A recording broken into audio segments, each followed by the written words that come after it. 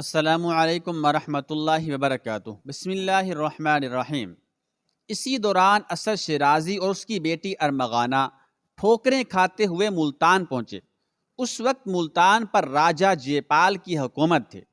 راجہ جے پال راجہ ست پال کا بیٹا تھا جو برہمنوں کی اعلیٰ نسل سے تعلق رکھتا تھا۔ راجہ جے پال کی سلطنت سرہند سے کشمیر تک اور کشمیر سے ملتان تک پھیلی ہوئی تھی۔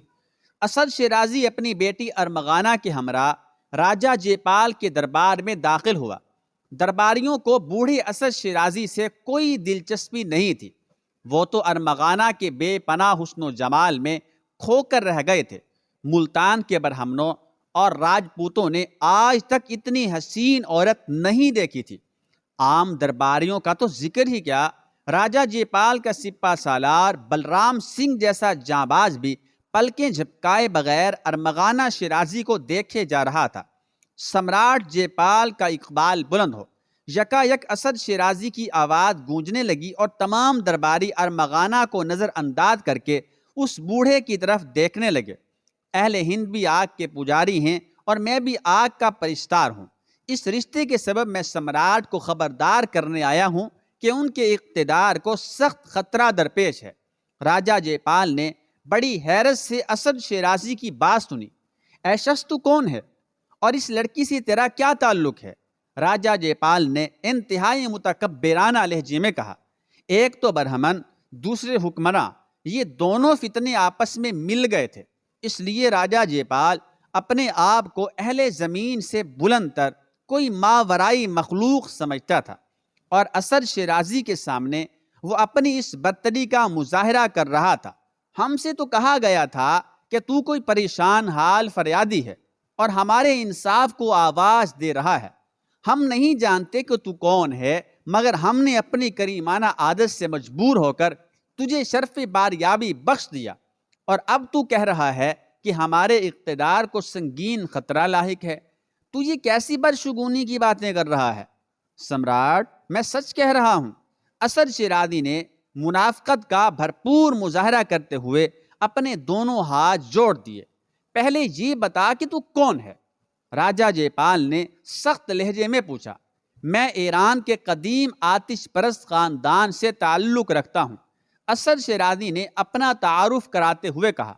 ہم لوگ ایران کے معزز ترین افراد میں شمار ہوتے تھے، مگر انقلاب زمانہ نے سب کچھ زیر و زبر کر دیا۔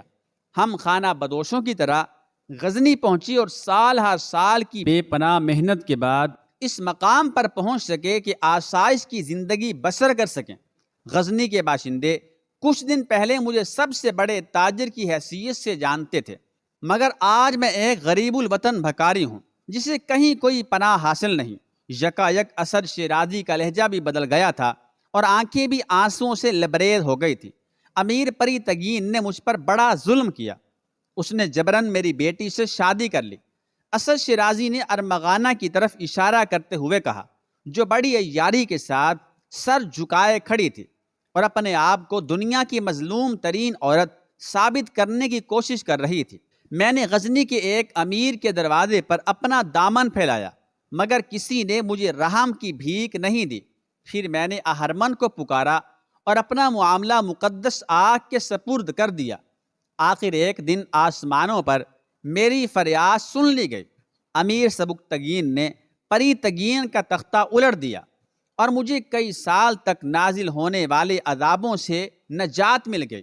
پری تگین نے مجھ پر اور میری اس معصوم بیٹی پر جو مظالم کیے تھے، اگر میں انہیں بیان کروں تو زمین کا سینہ شق ہو جائے اور یہ سر بلند پہاڑ تکلیف کی شدت سے پگھل کر پانی ہو جائیں۔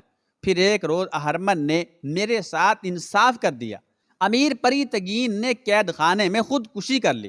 اس کی موت کے بعد میں نے چین کی سانس لی، مگر یہ سانس بہت مختصر تھی۔ امیر سبکتگین پری تگین سے بھی زیادہ ستم گر ثابت ہوا۔ امیر سبکتگین نے میرا عالی شان محل اور سارا مال و متاع چھین کر مجھے شہر بدر ہو جانے کا حکم دے دیا۔ دنیا کا بدترین جھوٹ بولتے وقت اسد شیرازی کی ہچکیاں بن گئی تھیں اور اس کی سفید داڑھی آنسوؤں سے تر ہو گئی تھی۔ راجہ جے پال اپنی تمام تر غرور و تکبر کے باوجود اسد شیرازی کے فسانہ علم سے متاثر ہو چلا تھا۔ اے غمزدہ شخص، آخر تو مجھ سے کیا چاہتا ہے؟ بے جھجک ہو کر اپنی خواہش بیان کر۔ راجہ جے پال نے آج تک کسی ضرورت مند کو مایوس نہیں کیا ہے۔ ہماری سخاوت کی داستانیں تو ہندوستان کے دروں دیوار رات دن سناتے رہتے ہیں۔ ان قریب تو بھی اپنے کانوں سے ہمارے لطف و کرم کے قصے سن لے گا۔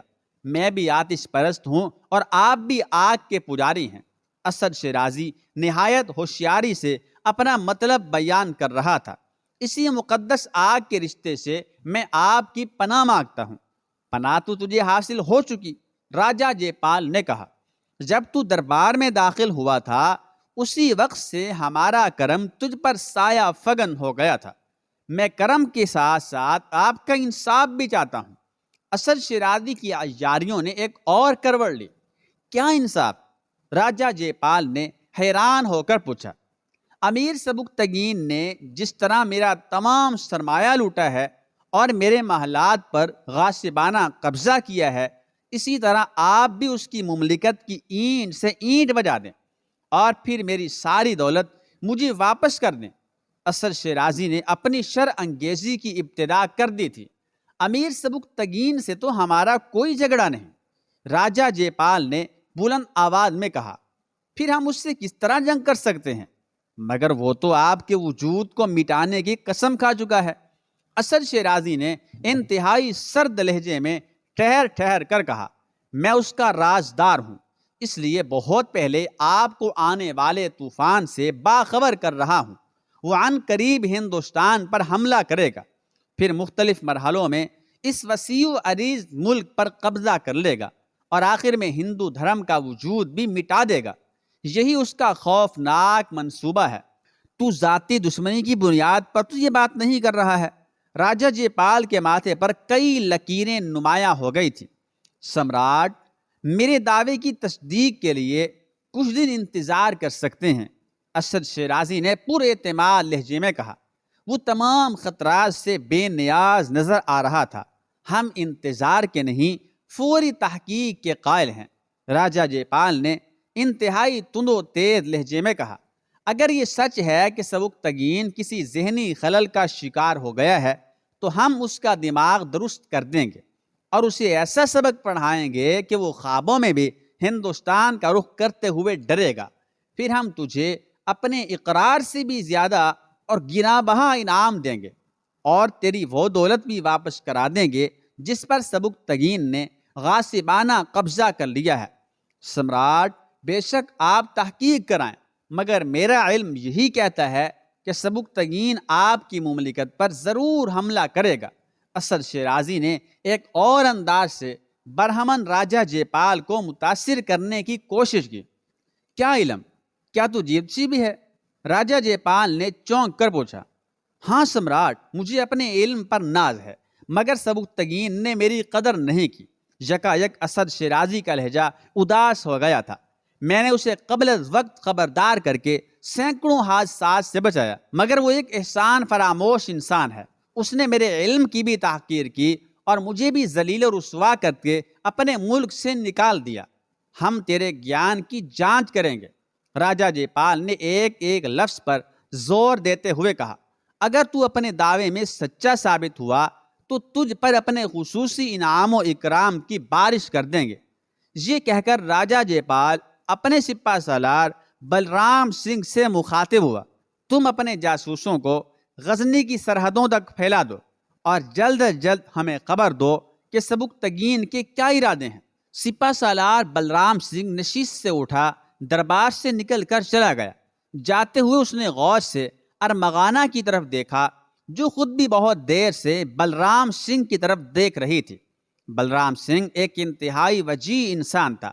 45 سال کا ایک خوبرو اور طویل القامت مرد، سرخ رنگ، مضبوط کاندھے اور چوڑا چکلا سینہ اس کی شخصیت کے نمایاں پہلو تھے۔ ارمغانہ کی طرف دیکھتے ہوئے بلرام سنگھ کی آنکھوں میں ایک خاص چمک پیدا ہو گئی تھی اور ارمغانہ نے بھی بلرام سنگھ کی نظروں کے اس زاویے کو دیکھ لیا تھا۔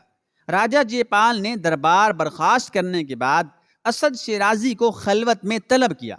سپہ سالار بلرام سنگھ اور پنڈت رگھوناتھ وہاں پہلے سے موجود تھے۔ رگھوناتھ 90 سال کا ایک کمر خمیدہ برہمن تھا۔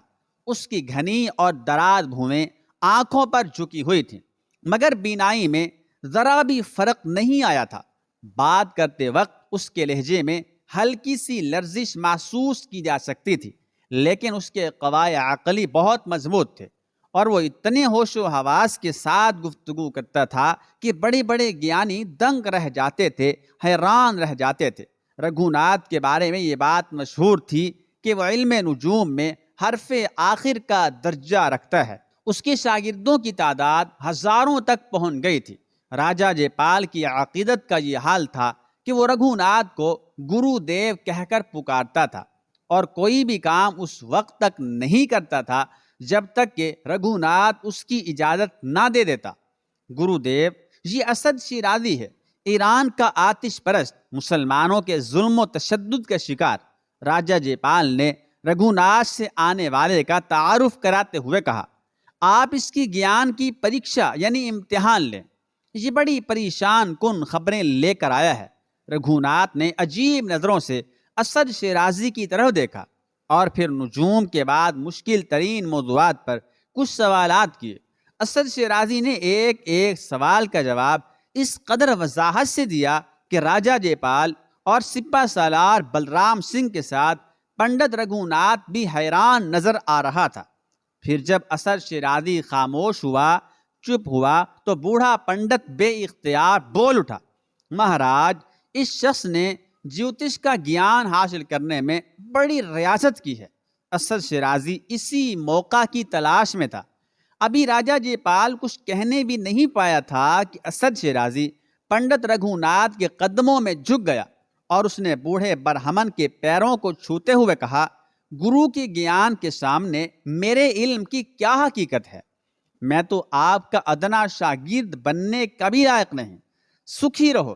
رگھوناتھ نے جواباً اسد شیرازی کے سر پر ہاتھ رکھتے ہوئے کہا، میرا آشیرواد سدا تمہارے ساتھ رہے گا۔ گرو دیو، یہ شخص بہت بھیانک خبریں لایا ہے۔ راجہ جے پال نے رگھوناتھ کو مخاطب کرتے ہوئے کہا، اس کا کہنا ہے کہ غزنی کا حکمران سبکتگین ان قریب ہندوستان پر حملہ کرنے والا ہے، جس سے ہندو دھرم کو ناقابل تلافی نقصان پہنچے گا۔ راجہ جے پال کی زبانی یہ تکلیف دہ خبر سن کر پنڈت رگھوناتھ کے چہرے کی بے شمار جھریوں میں کچھ اور شکنوں کا اضافہ ہو گیا۔ پھر وہ کاغذ پر راجہ جے پال کی حکومت کا وقتی ذائچہ بنانے لگا۔ کچھ دیر بعد ستاروں کی رفتار دیکھ کر رگھوناتھ نے اپنا سر اٹھایا۔ راجہ جے پال کی حکومت کو کوئی خطرہ ہے اور نہ ہندو دھرم پر کوئی آنچ آئے گی۔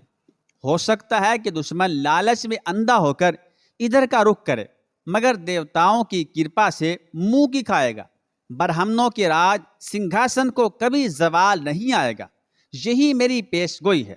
رگھوناتھ کی باتیں سن کر راجہ جے پال کو اطمینان ہو گیا اور اسد شیرازی کی طرف سے اس کے دل میں شکوک و شبہات ابھرنے لگے، تاہم وہ مصلحتاً خاموش رہا۔ پھر اس نے اسد شیرازی اور اس کی بیٹی ارمغانہ کو اپنے محل کے ایک کمرے میں بطور مہمان رہنے کی اجازت دے دی۔ اس کے ساتھ ہی خدمت گاروں کو ہدایت کر دی کہ وہ باپ بیٹی دونوں کی حرکات پر گہری نظر رکھیں۔